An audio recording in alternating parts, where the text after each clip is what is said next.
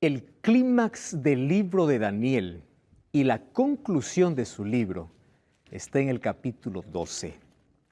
Hasta aquí nosotros hemos visto imperios peleando por un poder pasajero. También vimos que la gloria humana es pasajera. Daniel capítulo 12 nos habla de el Mesías como el vencedor y como el Rey eterno de todo el universo. Después de que hay luchas, hay guerras, después de que imperios uno tras otro quiere tener el poder, finalmente será establecido el reino de Cristo. Y a ese reino tú estás invitado. Tú eres un candidato para ser parte de ese reino eterno. Bienvenido. Está comenzando Biblia Fácil.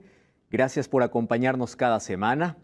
Gracias por permitirnos entrar no solo a tu casa, sino también a tu corazón a través de la palabra de Dios. Y qué bueno es ver que el Espíritu Santo esté llamando a miles de personas a través de un medio de comunicación, como es la TV o como es el Internet. Tú que estás viendo los programas por YouTube o por Facebook, bienvenido. Gracias por permitirnos siempre estar allí. Y recuerda, si en tu corazón hay un deseo de tener un encuentro con Dios, de abrir su palabra, no es un deseo netamente humano.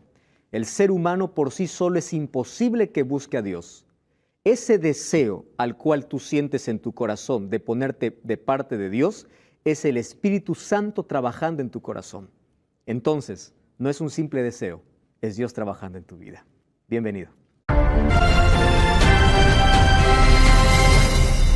Bienvenidos también, amigos. Gracias por acompañarnos durante toda esta temporada. Estamos llegando casi al final de esta temporada y estamos finalizando el libro de Daniel. Hoy vamos a ver acerca del capítulo 12, que es el último capítulo de Daniel. Durante todo este tiempo hemos analizado capítulo por capítulo y vimos cómo todo viene de menos a más, ¿verdad? Cada vez hay luchas, hay guerras, hay un imperio tras otro, hay un cuerno pequeño que trata de destruir el ministerio de Cristo, que aparentemente hace lo que quiere. Sin embargo, hay un juez que está juzgando y está haciendo justicia.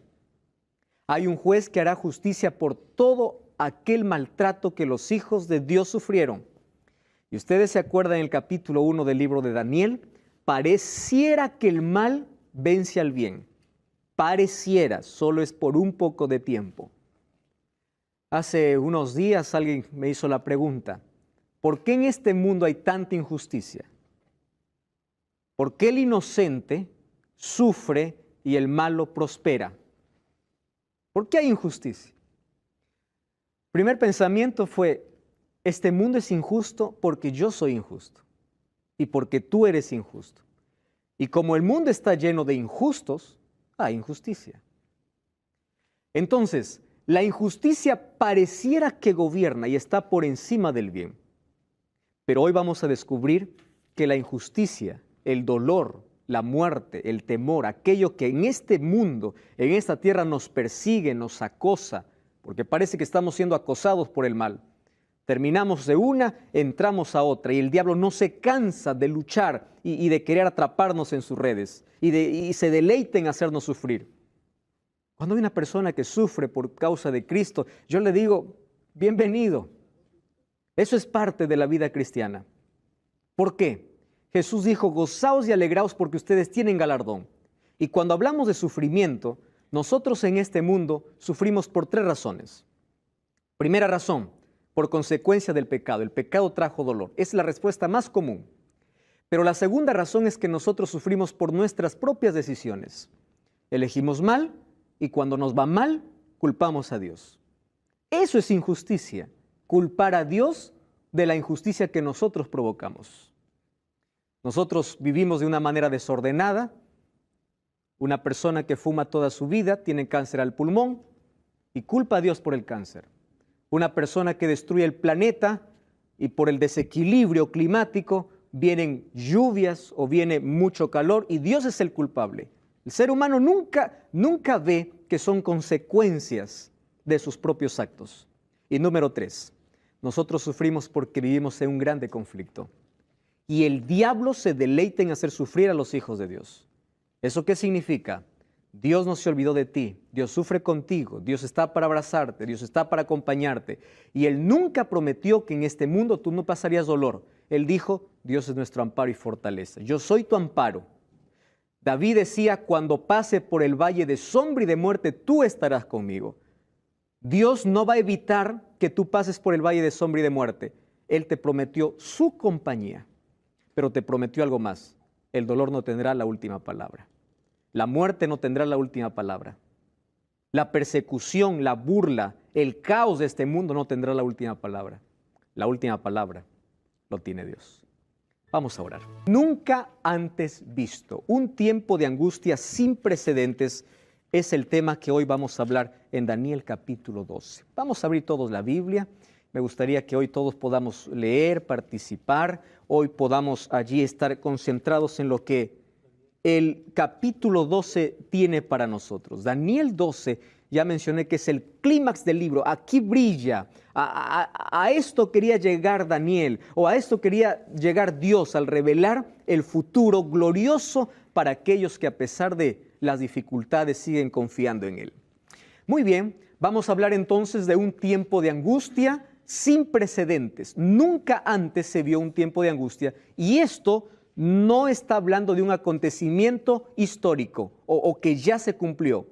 Daniel capítulo 12 está hablando de un acontecimiento que sucederá. Es decir, Daniel capítulo 12 aún no se ha cumplido. Este es el capítulo donde Daniel cierra la visión y donde Dios abre una vez más la visión del futuro con Apocalipsis. Es por eso que Daniel y Apocalipsis deben ser estudiados de una manera paralela. Capítulo 12 habla todavía de eventos que no se cumplen. Y Apocalipsis 1 hasta el capítulo 22 continúa simplemente la revelación, solo que hay una diferencia. Daniel no conoció a Juan, porque vivieron con más de 700 años de diferencia. En el cielo se van a encontrar y se van a abrazar. Y Juan le va a decir, lo mismo que Dios te reveló, me reveló a mí, pero Dios no te reveló a ti lo que yo supe acerca del fin.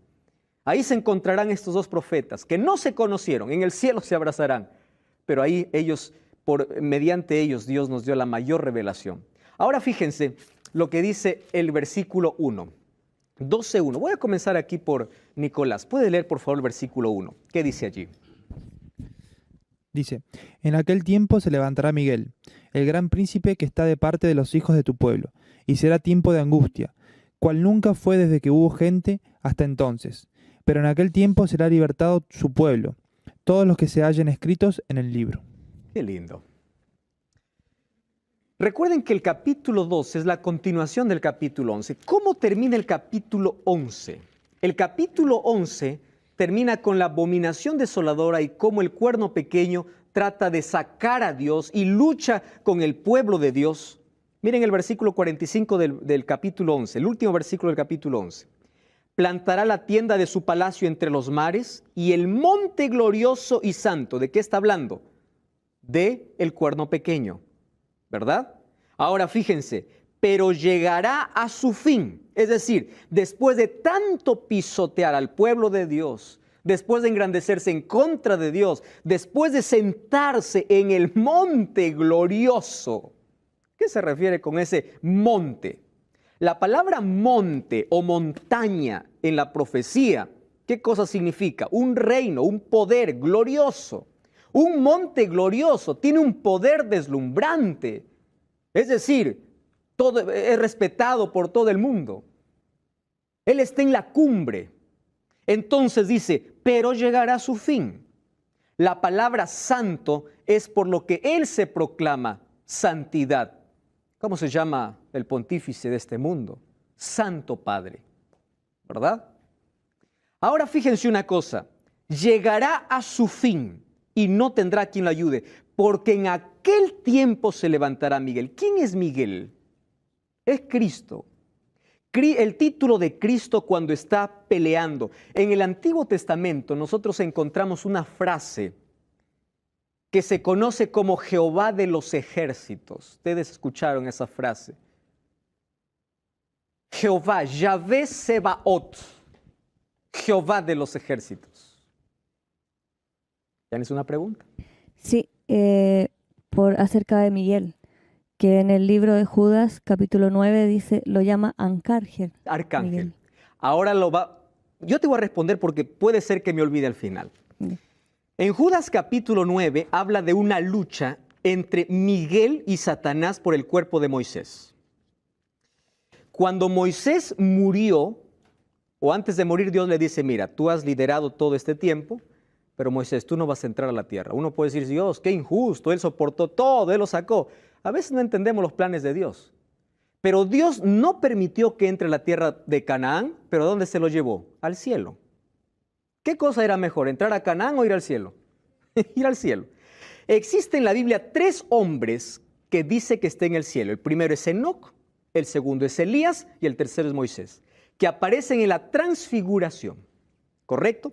Cuando habla de Arcángel Miguel, vamos a 1 Tesalonicenses para esclarecer nuestra idea.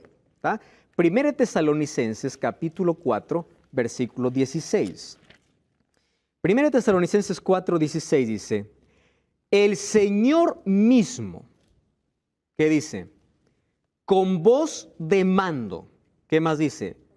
Con voz de arcángel y con trompeta de Dios descenderá del cielo y los muertos en Cristo resucitarán primero. Entonces, cuando se refiere al arcángel está hablando del liderazgo del título de Cristo. Cristo es el príncipe, es decir, si hablamos de una batalla, de un ejército, Él es el capitán. Él es el que está delante, el arcángel Miguel. Él es el líder. No está diciendo que Jesús sea un ángel, porque Él es eterno, pero toma títulos y nombres para cada situación. Él es nuestro pan de vida, Él es el agua de vida, Él es nuestro camino cuando estamos perdidos, Él es la puerta cuando no hay salida, Él es la vid cuando queremos permanecer en Él, y cuando estamos en lucha, Él es nuestro capitán. Cuando estamos en guerra, Él es quien comanda, Él es el general, quien comanda todos los ejércitos angelicales. Por eso ese Miguel es ahora conocido no solamente para un título de Cristo, sino como el arcángel Miguel. Y 1 Tesalonicenses dice, con voz de mando, con voz de arcángel una vez más, con trompeta de Dios descenderá al cielo y los muertos en Cristo resucitarán primero. ¿De qué momento está hablando? De la venida de Cristo. Muy bien. Entonces dice allí, se levantará Miguel, Yahvé Sebaot, Jehová de los ejércitos. Ahora, lo impresionante de todo dice, este príncipe está de parte de tu pueblo. ¡Wow! Esto es lo más glorioso. Esto está de parte de tu pueblo. Solo que habrá un tiempo de angustia, y fíjense con la expresión. ¿Qué cosa dice? Tiempo de angustia cual nunca hubo. Acompáñenme ustedes en lo siguiente. Hubo tiempo de angustia en el diluvio. Hubo tiempo de angustia, ¿se acuerdan ustedes una crisis que soportó el pueblo de Israel? En el libro de Crónicas y Reyes menciona que hubo una crisis en Samaria donde incluso las mujeres comían a sus hijos. ¿Hasta dónde pudo llegar una crisis? También menciona, vamos a la historia más reciente, las 2 guerras mundiales que ya acontecieron. ¿Trajeron crisis y miseria al mundo? ¿Trajo dolor? Sí. Los atentados que hoy ocurren, las inundaciones, las avalanchas, los huaicos, las tormentas, las cosas que hoy ocurren, ¿producen angustia, sí o no? Sí. Solo que aquí dice, el tiempo de angustia de ahora que va a venir no se compara en nada a la angustia que nosotros estamos pasando. Porque esto ocurrirá cuando se levante Miguel. Próximo capítulo vamos a entender cuándo se levanta Miguel. Será un tiempo de angustia, cual nunca hubo. ¿Por qué habrá angustia? Hoy nosotros ya vivimos un tiempo de angustia, ¿o no? Miren lo que dice 2 de Timoteo capítulo 3, hablando acerca del tiempo del fin. 2 de Timoteo capítulo 3 habla de nuestra generación. Se dice que vivimos en la generación Y y Z, ¿verdad?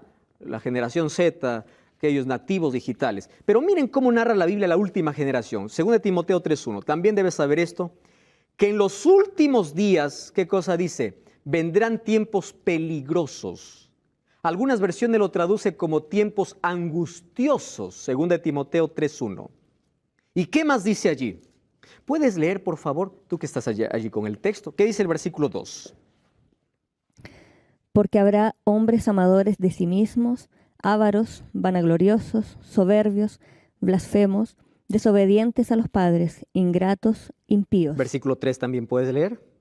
Sin afecto natural, implacables, calumniadores, intemperantes, crueles, aborrecedores de lo bueno. Y el 4 también para completar la idea.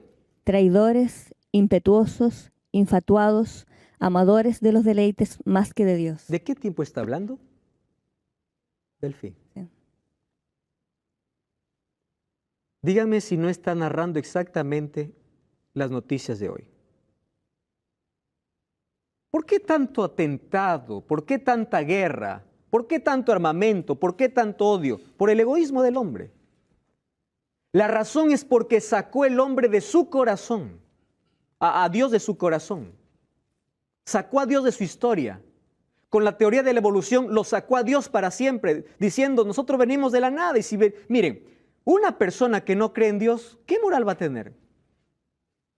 Yo vengo de un mono. Yo soy irracional. Yo me comporto como un animal. ¿Por qué? Porque mi origen es un animal. Yo no tengo un destino. ¿Qué destino voy a tener si mi origen no viene de Dios? Entonces dice, la razón por la cual está así esta última generación es porque ama más sus deleites que a Dios, o saca a Dios de su vida. Se prohíbe las Biblias en muchas escuelas. Se prohíbe religión en muchos colegios. ¿Por qué? Porque prefieren colocar otras cosas por encima de Dios. Y finalmente, miren el mundo como está. ¿Por qué hay tanta injusticia? ¿Por qué hay tanto dolor? Porque el ser humano usó su libertad para sacar a Dios de su vida. Esa es nuestra realidad. Sin embargo, eso no es comparado a este tiempo de angustia. ¿Qué tiempo de angustia está hablando? Vamos aquí a ver de qué habla. Jeremías capítulo 30, versículo 6. Vamos unos capítulos antes. Ustedes saben que aquí Jeremías, el profeta, ya hablaba acerca de este tiempo de angustia final. Jeremías capítulo 30, versículo 6 y versículo 7. ¿Puede leer María, por favor?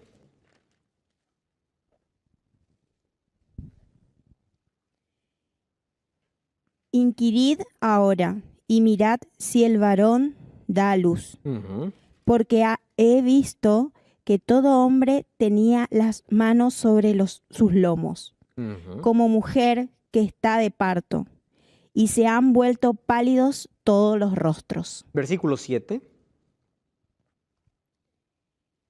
Ah, cuán grande es aquel día, tanto que no hay otro semejante a él. Tiempos de angustia para Jacob, pero de ella será librado. Gracias. Tiempo de angustia, pero de ella será librado. ¿Por qué será librado? Porque allí se levantará Miguel. Correcto. Solo que aquí presenta un término. Dice que este tiempo de angustia será como la angustia de Jacob. ¿Ustedes se acuerdan de Jacob? Jacob y Esaú. Jacob engañó a su hermano Esaú robándole su primogenitura. ¿Recuerdan esa historia que está en Génesis? Él tuvo que huir. ¿A dónde? A la casa de su tío Labán. Después de años, estoy acortando la historia, él regresa con su familia. Y cuando está regresando, él sabe que su hermano Esaú viene con 400 hombres. La angustia que él tiene allí es indescriptible. Y allí dice, así será aquel día. Y ahí me encanta la comparación, ¿no? ¿Ustedes han visto un hombre que está dando a luz? Yo he visto a los hombres que están las manos sobre las caderas como una mujer que está de parto. ¿Por qué? Están pálidos. ¿Cuán grande es ese día? ¿Cómo llama Daniel? Una angustia cual nunca hubo. Ahora, si nosotros vamos a la comparación según Génesis 33, Jacob tenía 3 preguntas o 3 problemas que lo llevaron a la angustia. Número 1, él temía perder su vida, claro. Él temía perder su familia. Y número 3, se preguntaba, ¿será que mi hermano me perdonó? Fíjense en esas 3 declaraciones y por qué Dios compara que el pueblo de Dios también pasará por una angustia. Cuando habla de una angustia total, está hablando de una angustia para el impío y una angustia para el Hijo de Dios. ¿Correcto? Ahora, la angustia que pasarán los hijos de Dios será parecida a la angustia de Jacob. ¿Qué cosa le angustiaba a Jacob? Perder su vida. ¿Qué más? Perder su familia. Y la tercera pregunta era, ¿será que mi hermano me perdonó? Porque si viene con 400 hombres, yo estoy destruido. Ahora, fíjense una cosa. Según Apocalipsis 13, comparando con la historia de Jacob, la angustia que tuvo Jacob, los hijos de Dios pasarán una angustia como Jacob. Miren aquí la comparación que podemos hacer con la vida de Jacob y un edicto de muerte que ya hemos leído en esta temporada que se da en Apocalipsis capítulo 3. Vamos a hacer una comparación. Jacob fue amenazado de muerte por Esaú. ¿Recuerdan que dijo Esaú, cuando mi padre muera, yo mato a mi hermano? Ahora fíjense en Apocalipsis 13. El pueblo de Dios, el remanente, será amenazado de muerte por un decreto. Número 2. Jacob luchó para conseguir libertad. El remanente clamará a Dios de día y de noche, dice Salmos. Satanás levantó a Esaú para ir en contra de Jacob. Los impíos marchan en contra del remanente. Satanás puso a Jacob el sentimiento de culpa. Ahora en el tiempo final, Satanás se esforzará para hacerlos pecar, que su caso ya no tiene esperanza. Jacob se apegó al ángel e insistió hasta prevalecer. ¿Se acuerdan la lucha que tuvo con el ángel? El remanente se apegará a Dios en oración. Dios salvó a Jacob y el remanente será salvo ¿por quién? Por Dios. Ahora les digo algo. ¿Saben en qué momento se da este tiempo de angustia? Cuando la gracia se cierra en el cielo. Entonces ocurrirán eventos que llenarán de angustia a la tierra, pero no solo a los impíos. Los hijos de Dios saben que ya no hay gracia en el cielo. Entonces la angustia que ellos tendrán mientras son perseguidos, ¿qué cosa es? ¿Seré yo salvo? Esa es la pregunta, ¿no? ¿Y mi familia? ¿Toda mi familia será salva? ¿Ustedes imaginan la angustia de poder pensar en un hijo, en un padre, en una madre? Si ya la gracia terminó, los cristianos saben que ya no hay más perdón. La angustia es, primero, ¿yo estaré salvo? La segunda pregunta, ¿mi familia? ¿Era la angustia de Jacob o no? Y la tercera pregunta, ¿qué cosa decía Jacob? ¿Será que mi hermano me perdonó? La pregunta que se harán los hijos de Dios es, ¿será que todos mis pecados han sido perdonados? Una angustia cual nunca hubo, incomparable. ¿En qué momento se dará ese tiempo de angustia? Hoy estamos en el último capítulo del libro de Daniel. ¿Estás con Biblia? Capítulo 12 habla de una angustia cual nunca hubo, solo que esa angustia ocurrirá cuando el gran príncipe Miguel, que es Cristo, se levante. Hoy queremos comprender cuáles son los eventos que sucederán antes de que el gran príncipe Miguel sea levantado o se levante. La pregunta es, ¿de dónde se va a levantar? ¿Y qué acontecimientos o qué eventos ocurrirán? Antes quiero mencionarte algo. La última fecha que data la Biblia como fecha exacta es 1844. Después de 1844, los eventos no más tienen fecha. ¿Por qué? Porque estamos hablando del tiempo del fin. ¿Y por qué Dios no colocó una fecha para el tiempo del fin? Porque Él sabía del ser humano. El ser humano nunca amaría a Dios, sino tendría un arrepentimiento por miedo. Él decidió no poner fecha para el final, solamente eventos para alertarte. Recuerdan que Jesús dijo a sus discípulos y a todos sus seguidores, cuando ustedes vean estas señales, levanten la cabeza. No dijo fecha, pero ¿qué cosa dijo? Habrán señales. Levanten la cabeza porque vuestra redención está cerca.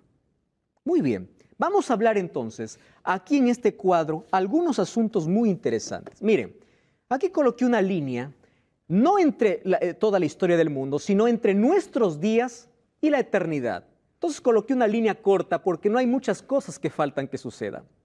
Hoy nosotros vivimos acá, este ser humano acá representa a ustedes y a mí, y representa también a ti que estás viendo el programa, ¿correcto? Entonces, mira, este es nuestro tiempo. Mientras nosotros estamos haciendo nuestros quehaceres de aquí para allá, corriendo, a veces descuidamos nuestra salvación, hay 4 cosas que están ocurriendo. Y nosotros los ignoramos. Miren, ve. Y esto está profetizado en la Biblia.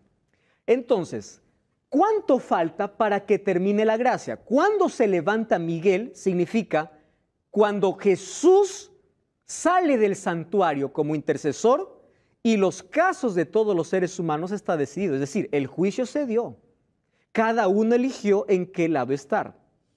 Entonces, cuando dice, se levanta Miguel, está haciendo referencia al momento cuando Cristo sale del lugar santísimo, terminando su obra intercesora, donde no hay más gracia, ni perdón, ni salvación.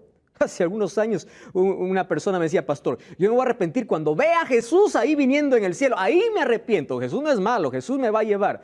No conocía que para ese tiempo la gracia había terminado hace mucho tiempo. ¿Correcto? Ahora fíjense, este es nuestro tiempo. Muy bien. ¿Cuánto falta para el cierre de la gracia? Si no hay fecha, la Biblia me dice algunos eventos. Por ejemplo, primer evento, zarandeo. Jesús dijo que dentro de su pueblo habría trigo y cizaña. ¿O no dijo así? Por eso nunca mires personas, ¿correcto? Porque en todo pueblo, en todo lugar va a haber trigo y cizaña. ¿Qué cosa es el zarandeo? Zarandeo son los problemas, las dificultades, las pruebas. Zarandeo es la presión que tienen los cristianos para que su fe sea probada. Existen dos cosas que son probadas en la vida, la fe y el amor. Tú puedes probar cuánto amas y tú puedes probar cuánta fe tienes. ¿Cómo se prueba la fe? Cuando yo sigo creyendo en Dios, aun cuando no lo vea, aun cuando no lo sienta, aun cuando piense de que Dios me abandonó, creo que sigo, creo que Dios está conmigo. La fe es probada. Hay algunos que abandonan su fe ante el primer problema, ¿verdad? Ya hemos visto hablando acerca de fe en los capítulos anteriores del libro de Daniel. Zarandeo. Ustedes ya vieron hoy cuántas personas aceptan a Cristo todos los días. Millones.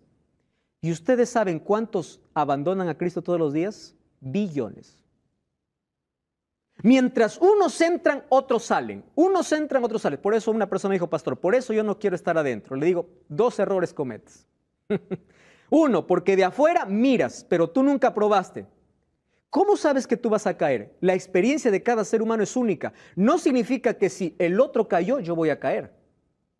Ahora, fíjense una cosa. La vida cristiana no es mirar a los demás. La vida cristiana es mirar a Cristo.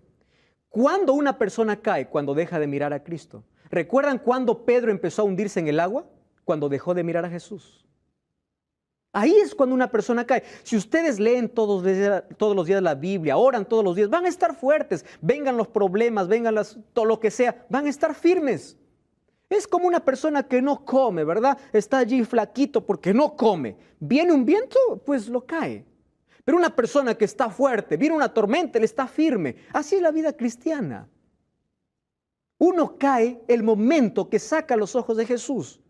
El problema no es caer. El cielo estará lleno de personas que fracasaron. Es más, ¿ustedes sabían que la Biblia fue escrita por 3 ex asesinos? ¿Sabían eso o no? Primer ex asesino, Moisés. Moisés mató a un egipcio.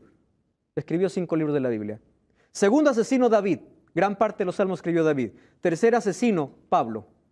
3 epístolas en el Nuevo Testamento. Ellos estarán en el cielo, pero como ex. Quiere decir que el cielo no estará lleno de gente moralista, de gente que, es buena, que nunca hizo nada malo. El cielo estará lleno de gente arrepentida, de gente que abandonó su pecado, de gente que no fue perfecta, pero colocó la gracia de Cristo. ¿Se entiende? Hoy estamos en este momento y nadie habla de esto, ¿verdad? Número 2, la lluvia tardía es una promesa de Dios. ¿Qué significa la lluvia tardía? El derramamiento del Espíritu Santo. En el libro de Joel, capítulo 2, versículo 23 y 28, habla acerca de este derramamiento. Solo que, ¿a qué llamamos lluvia temprana? Abran la Biblia, por favor, en Hechos, capítulo 2. La lluvia temprana descendió cuando Cristo se fue al cielo. Hechos, capítulo 2. ¿Correcto? Hechos, capítulo 2. Versículo 4. Versículo 3. Se les aparecieron lenguas repartidas como de fuego, asentándose sobre cada uno de ellos.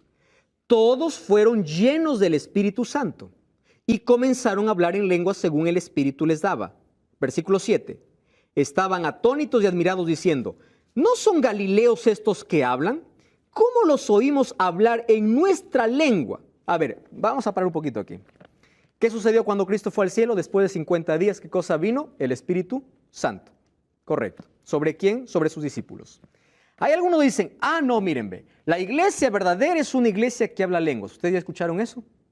Porque cuando viene el Espíritu Santo, ¿cuál fue la primera evidencia? Hablar en lenguas. Escuchen lo que voy a decir, porque esto es importante. El Espíritu Santo es derramado para proclamar el Evangelio.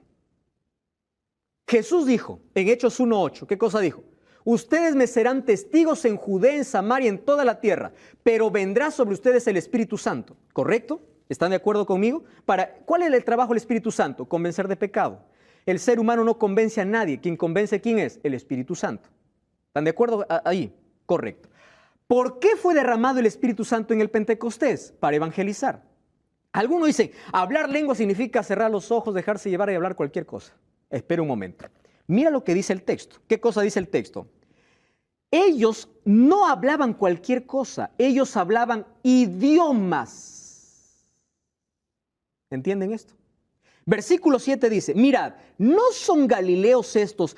¿Cómo los oímos hablar en cada uno de nuestra lengua? Quiere decir, ¿la gente lo entendía o no lo entendía? Lo entendía, pero en su propia lengua. ¿Qué significa el don de lenguas? Tener la capacidad de aprender o de hablar otro idioma. No es hablar cualquier cosa.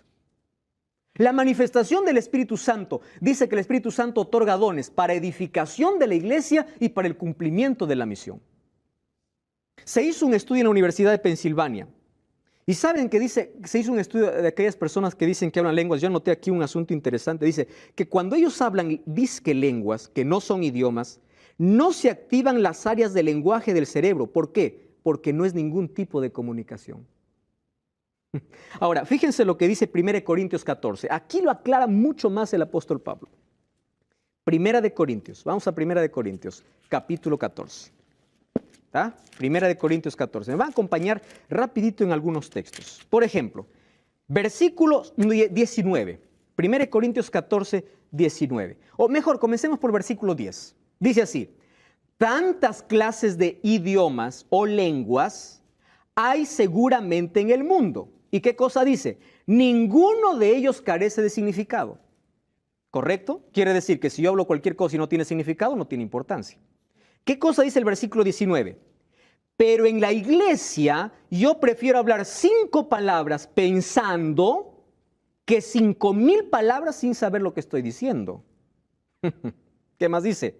Para enseñar a otros que 10,000 palabras en lengua desconocida. Es decir, ¿cuándo Dios usa a alguien con el don de lenguas? Para transmitir un mensaje. Si yo estoy aquí hablando español, para ustedes que me entienden español, yo no necesito aquí el don de lenguas. Pero si yo empiezo a hablar para portugués, para inglés, para alemán, para francés, yo sí necesito, porque necesito comunicar un mensaje en su lengua. ¿Está comprendido eso? Mire el versículo 27. Escuche, la Biblia está diciendo, si alguien habla en lengua extraña, que sean 2 o a lo más 3, y por turno, ¿pero qué cosa? Que hay un intérprete. Es decir, si vas a hablar otra lengua, que alguien te interprete. Porque si no, ¿para qué hablas? Mire el versículo 33. Con esto cierro esta parte. Porque Dios no es Dios de confusión, sino de paz. ¿Está claro este asunto? Entonces, el Espíritu Santo se derramó y hablaron en lenguas porque había una necesidad de transmitir el mensaje. Ahora, el Espíritu Santo se derramará como la lluvia tardía, ¿para qué? Para que el Evangelio pueda ser proclamado en todo el mundo. ¿Qué dijo Jesús en Mateo 24? Entonces vendrá el fin cuando el Evangelio sea proclamado. Yo creo que nuestra generación es la generación menos inocente de las generaciones anteriores, porque ahora el Evangelio es predicado en iglesias, en las noticias, en los periódicos, en los medios de comunicación, en la radio, en la TV, en todo medio. Dios permitió la ciencia, ¿para qué? Para que el Evangelio llegue a todo el mundo. La lluvia tardía, ¿qué significa? Que el Espíritu Santo será derramado y ¿qué cosa habrá? Una predicación cual nunca hubo. Ustedes se dan cuenta que cada día la predicación es con más fuerza. Cada día se proclama, pero cada vez hay más oídos sordos. Yo siempre digo lo siguiente, ¿De qué sirve la gracia abierta cuando hay un corazón cerrado? ¿De qué sirve? Ahora fíjense otra cosa. Muy pronto se dará, ¿qué cosa? Un decreto dominical. Vamos a Apocalipsis capítulo 13. Vamos al versículo 12. Dice, ejerce toda la autoridad de la primera bestia. Ustedes saben que Apocalipsis 13 habla de dos bestias. Yo le voy a pedir que todos ustedes puedan ver la serie de Apocalipsis. Tú también que estás viendo el programa, mira la serie de Apocalipsis porque ahí explico con detenimiento este capítulo. Pero hoy les voy a hacer un resumen a ustedes. La primera bestia habla acerca de el cuerno pequeño. Y la segunda bestia es un poder político que es representado como Estados Unidos. ¿Ustedes saben que Estados Unidos nació siendo una nación protestante? Sí saben eso. Cuando ellos proclamaron su libertad, ellos dijeron, Estados Unidos será un país sin rey y sin papa. ¿Por qué? Porque Estados Unidos nació como resultado que estaban huyendo de Europa. Los padres peregrinos vinieron en 1620 allí a las orillas del Atlántico, allí a Estados Unidos, a instalarse, huyendo ¿de qué? De las persecuciones. Estados Unidos nunca quiso tener alianza con Roma. Ustedes saben que en 1950 se intentó hacer por ahí una alianza y Estados Unidos dijo, no nos olvidamos, ustedes nos perseguían, ustedes creen que vamos a hacer una alianza. Pero en 1992 la revista Time, que no es una revista cristiana sino secular, ¿qué cosa decía? La Santa Alianza. ¿Por qué Santa Alianza? Porque empezó el acercamiento entre estos dos poderes, ¿correcto? Entre los dos poderes. Ahora fíjense una cosa, yo les quería mostrar algo más. Versículo 12 dice, ejerce toda la autoridad de la primera bestia. Versículo 13 o 14, engaña a los habitantes de la tierra con señales que se le ha permitido hacer en presencia de la bestia, diciendo a los habitantes de la tierra que le hagan una imagen a la bestia que fue herida de espada y murió. ¿Quién es la bestia que fue herida de espada? ¿Recuerdan en 1798? Fue herida de espada. Es decir, su poder fue aplacado. Y dice revivió. ¿Por qué? Porque ahora está tranquilo, pero revivió. Pero ahora la otra bestia, el otro poder que es Estados Unidos, ahora le va a ayudar. Y le hará una imagen. ¿Imagen de qué? De persecución. Así como se persiguió en 1260 años, habrá un nuevo decreto en el tiempo final. Versículo 15, se le permitió infundir aliento a la imagen de la bestia para que la imagen hablara e hiciera matar a todo el que no le adorara. Hacía que pequeños, grandes, ricos, pobres, libres, esclavos, se les pusiera una marca. ¿Qué cosa es la marca? Lo contrario, un sello. Dios tiene un sello, la bestia tiene una marca. ¿Cuál es el sello de Dios? Un sello tiene tres características: nombre, cargo y jurisdicción. Vamos a Isaías, ¿qué les parece? Isaías 8:16. Miren Isaías. Este texto nos va a esclarecer de qué habla acerca del sello, o a qué se refiere con sello. Isaías capítulo 8, versículo 16. Dice así, miren, 8:16. Ata el testimonio y sella. ¿Qué cosa dice? La ley entre ¿quiénes? Entre mis discípulos.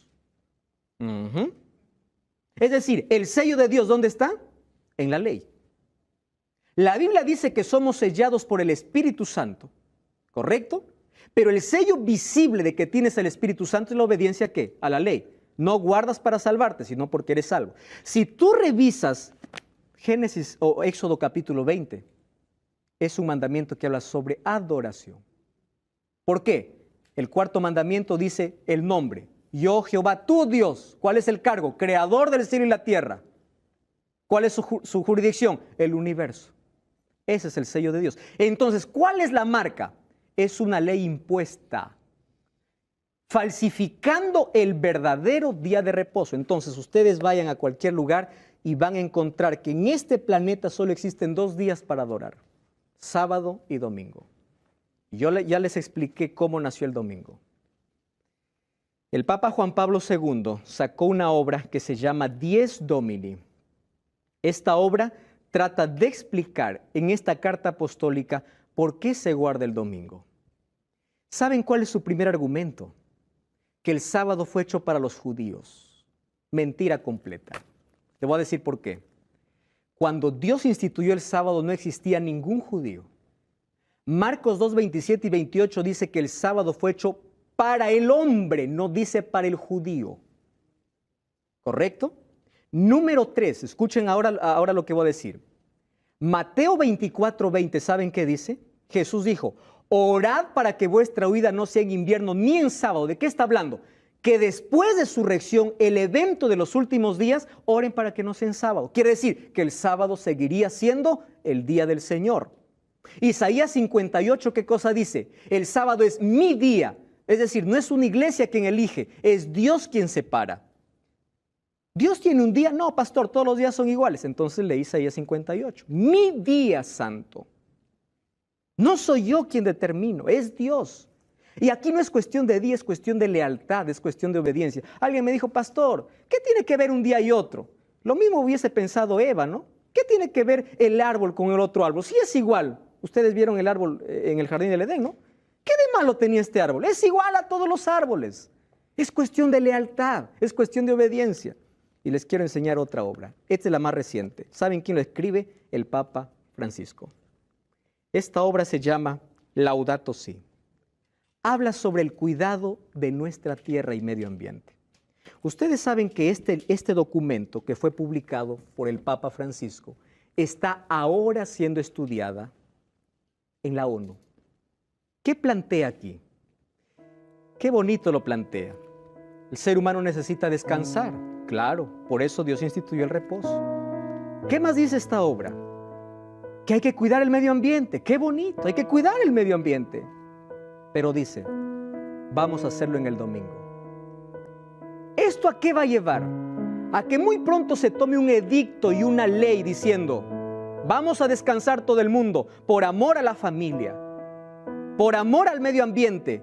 Eso es lo que Dios dijo desde Génesis, pero en otro día, que no sea el día que la Biblia diga, sino otro día propuesta por un poder. Este documento hoy está siendo estudiado. Ustedes ven.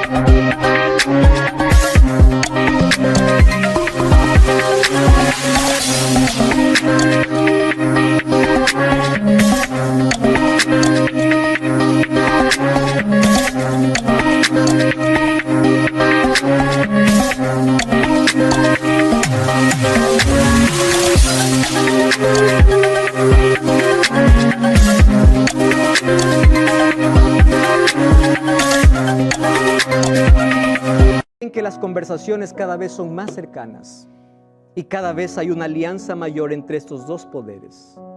¿Saben qué significa eso? Que la ley dominical, cuando se dé, será la mayor evidencia de que el tiempo de gracia está cerrándose. ¿Ustedes ya vieron ahora el ecumenismo religioso? Iglesias uniéndose. ¿Por qué? Porque tienen muchas cosas en común. Muy pronto en este planeta solamente existirán dos grupos, 2 días de reposo. Las iglesias se unirán, unos para ser leales a Dios y otros para desobedecer su ley. ¿Tú estás preparado para ese momento? Cristo viene, está volviendo, ¿estás listo para ir con Él? Es hora de despertar. La noche pasará con su dolor, con sus problemas, con el pecado. El sol de justicia aparecerá, que es Cristo. Las señales se están cumpliendo delante de nuestros ojos y no nos estamos dando cuenta. Mientras tú estás allí cómodamente sentado, preocupado en tus quehaceres terrenales, en el cielo está a punto de cerrarse la gracia. Entonces yo te pregunto, ¿de qué te sirve haber ganado tantas cosas si pierdes tu vida? Eso dijo Jesús. ¿De qué sirve haber empleado tantos años en algo que se va a perder? Muy pronto la gracia se cerrará. ¿Te acuerdas lo que Jesús dijo acerca de la parábola de las 10 vírgenes? Que 5 de ellas estaban preparadas y 5 no estaban preparadas, porque les faltaba el aceite, el Espíritu Santo. El Espíritu Santo convence de pecado, toca tu corazón, te está invitando. Ven a Jesús con tus vicios, con tus problemas. El Espíritu Santo se encargará de transformarte. No esperes cambiar para ir a Jesús. Deja que Él te transforme. Todo lo que tienes que hacer es no rechazar. ¿Sabes cuál es lo más triste de la parábola? Que mientras iban a buscar aceite, la puerta se cerró. Y cuando ellas vinieron para entrar a la fiesta, de adentro se escuchó una voz diciendo: no los conozco. La gracia terminó. Después que Jesús salga del lugar santísimo, no habrá más perdón para ningún ser humano. No hay más arrepentimiento, no hay más salvación. Por eso hoy es el día de tomar una decisión. Hoy es el momento para que tu nombre se escriba en el libro de la vida, porque Daniel dice: será libertado tu pueblo, aquellos que están inscritos en el libro de la vida. Pastor, ¿y en qué momento se escribe mi nombre en el libro de la vida? Cuando aceptas a Jesús en tu corazón. Sin embargo, cuando aceptas a Jesús en secreto, tienes que demostrarlo en público, y esa demostración pública se llama bautismo. No existe cristianismo en secreto, no, querido. El cristianismo es público. El bautismo no es un sacramento, es una demostración pública de que aceptaste a Cristo en tu vida. Y según la Biblia, es allí donde nuestro nombre está en el libro de la vida, porque tenemos a Cristo y lo demostramos para todo el mundo a quién pertenece la vida. Te pregunto, ¿ya tomaste esa decisión? Quiero orar por ti. ¿Te cuesta hacerlo? Yo voy a orar por ti. Y si tú quieres ponerte de pie para orar o acercarte a la TV para orar, hazlo. Toma tu decisión. Y si ustedes también quieren tomar esa decisión, pueden colocarse en pie. Vamos a orar.